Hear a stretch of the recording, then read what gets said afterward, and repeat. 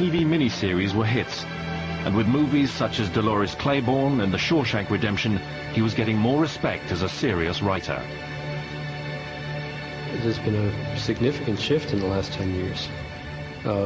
People saw him as a popular and moneyed writer, and now I think many people are seeing him as an important writer.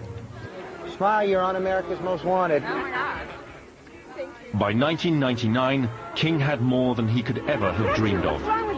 What's wrong with you? Oh, you're going to put up with that? Over 300 million copies of his books were in worldwide circulation. He had money, fame, and growing respect. His children had grown up and left home. He and Tabitha were looking forward to a new phase of life. They thought about buying a home in Florida, far from the harsh Maine winters where they could retire. Then in June, the man who had made his name writing horror stories became part of a horror story himself. Stephen was hit by a van close to his home in Maine.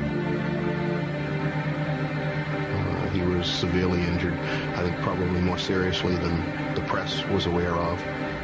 Steve almost lost his life. In fact, one of the EMTs that was at the scene told him later that he was surprised that Steve did, in fact, survive the accident.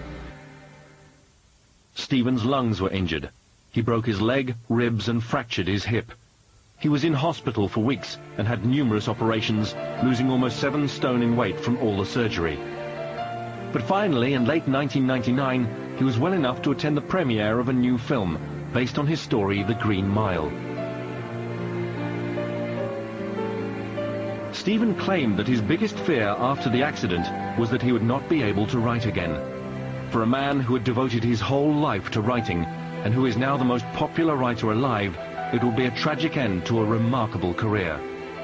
But in late 1999, he was back at his desk creating new stories, writing a new chapter in an amazing life story.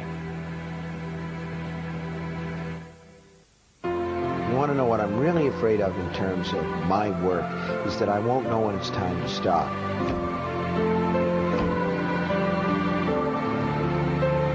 Unless he is mellowing, and because of his age, I think he's always going to write the same kind of book.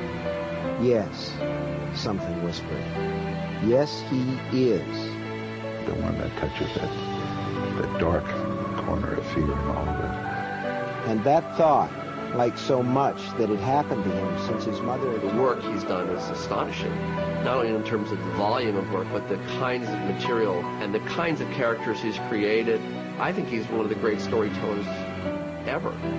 His face began to change as David had never... There's a very strong sense that Stephen King has chronicled the second half of this century in a way that people will want to read it 50 years, 100 years in the future. As if his mind and body had turned into some sort of pipe. He is in there. I know he is.